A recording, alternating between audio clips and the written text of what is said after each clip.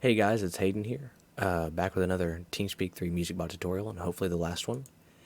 The goal of this video is to minimize questions and to be as clear and concise as possible. Making a music bot for TeamSpeak isn't exactly the easiest thing in the world, but I'm hoping that after this the idea will be much easier to grasp and understand. The prerequisites for this video are going to be obviously to download the software. Once you finish downloading the software, you're going to want to immediately check your system architecture unless you already know what it is, 32-bit or 62-bit. And if you don't know, I'm gonna go through that and help you guys look at that. And if you already know it, you can go ahead and click the annotation above and skip to the next part. To check your system architecture, it should be the same on 7 as it is on 10. Windows, that is. You want to open up File Explorer, this PC, Properties, and it should be right here. System type, 64-bit operating system, 64-based, x64-based processor. Once you have the software installed, you're going to want to go ahead and extract the zip file, and I'm going to demonstrate that real quick to you guys. Right-click, extract all, extract, and then double-click, open up the file contents. Now, dependent on your system architecture, which I showed you how to look at before, if you're 32-bit, you're going to use this setup.exe. If you're 64-bit, you're going to use the one that says x64 at the end. To install, simply right-click, run as administrator, and this should say install driver. You're going to want to click on that. There's going to be another window that pops up that says install as well. Make sure that you do not close out of this. Wait for that second window to pop up. Click install again, and I recommend restarting your computer, but whenever I installed it, I actually did not have to restart, so that's completely dependent on you. Once you have the software installed, you're going to want to make sure that you have TeamSpeak 3 open, and you're going to want to navigate to your Identities window. You can either do this by clicking on Settings and Identities, or you can press Control-I.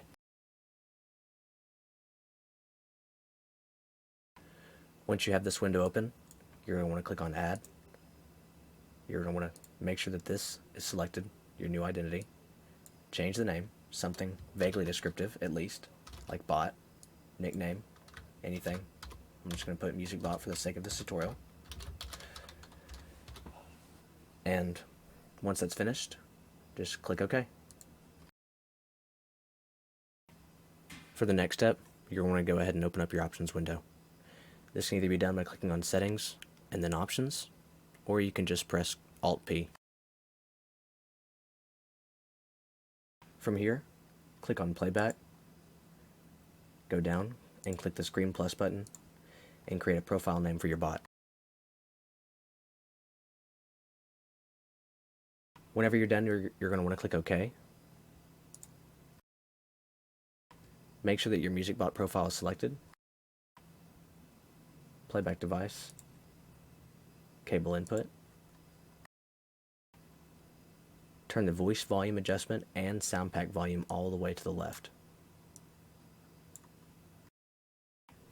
You're also going to want to go to your default profile, and make sure that your playback device is not set to default. Go ahead and set your playback device to your normal speakers or headphones. If your playback device is default, it'll mess up whenever you go to play audio through YouTube or Chrome. I'm going to delete this profile since I already have one. Now you're going to want to go to Capture.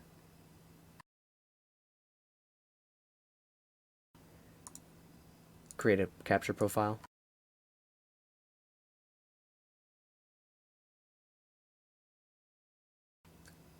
Capture device, cable output. Make sure it's either continuous transmission or voice activation. Uncheck echo reduction and echo cancellation.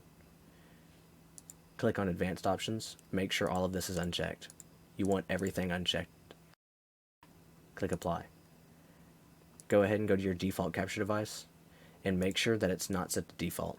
Go ahead and set that to your microphone.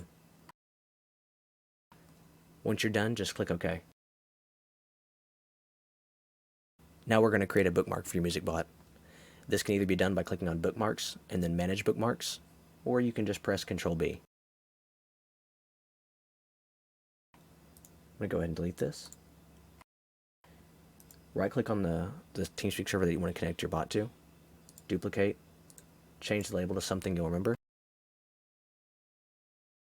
The address should already be set. You can change the nickname here, or your bot will take after the nickname that you set for it in the identity. Identity, bot, capture profile, bot, and playback profile, bot. Click Apply, and then OK. Before you connect your bot, you're going to want to make sure you have consent from the admins of this TeamSpeak server, unless you're the one running it. Make sure that you review the server rules, if there are some, or any at all. Also note that some TeamSpeak 3 server admins limit the amount of concurrent connections, which means that they limit the amount of connections you can have on the same IP address. So, take that in mind. Bookmarks. Go down to the bookmark that you created for your bot. Right-click. Connect a new tab. From here, you have two options.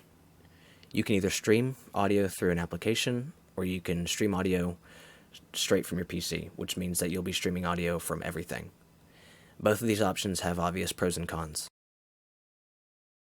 The pros for streaming through an application, you can join a different channel or server without losing any audio.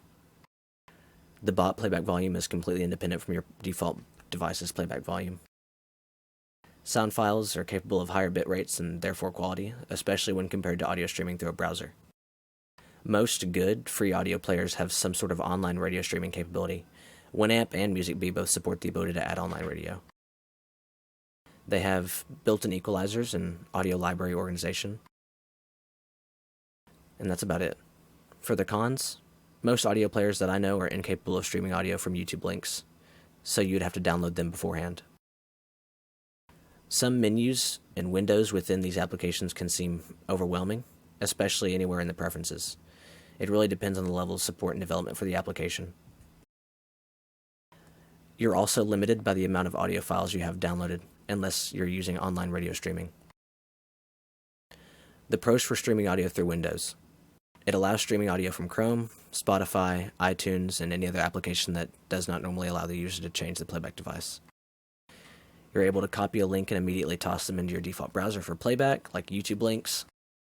The menus for these applications are usually much more organized or simplified, like Spotify and Pandora. And you could theoretically play audio 24/7 since the user is not limited to local audio files, like playing through an application. The cons of this are pretty significant. It plays all audio from your PC, so games, instant message notifications, and possibly audio from other communication applications such as Skype or Discord. You have to stay in the same channel to hear all other audio that is not music. So think of your bot as your headphones if you choose this option. You have to be in the same channel to hear the audio. And whenever you leave the channel, it's comparable to taking your headphones off. When you lower your volume, the bot lowers its volume, and vice versa with increasing. You have to go back into your playback devices and set your preferred device back to default whenever you're done streaming. If you don't change your default device back, then you'll end up confused because there's no sound.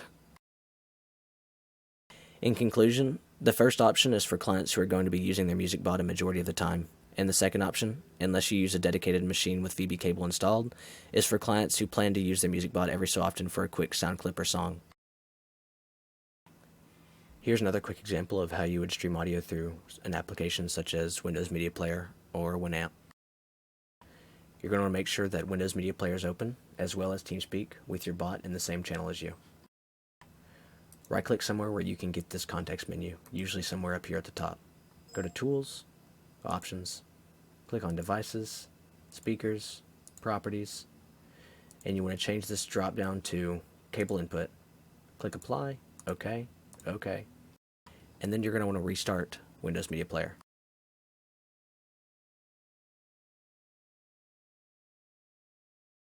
Then play some audio.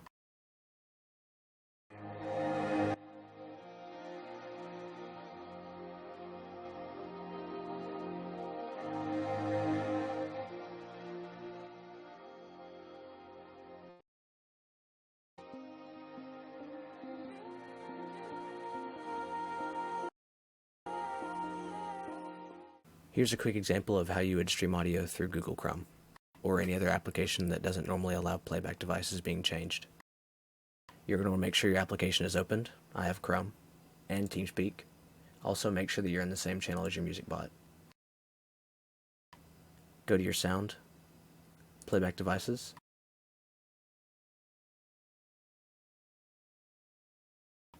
and set your default playback device to cable input. Click OK.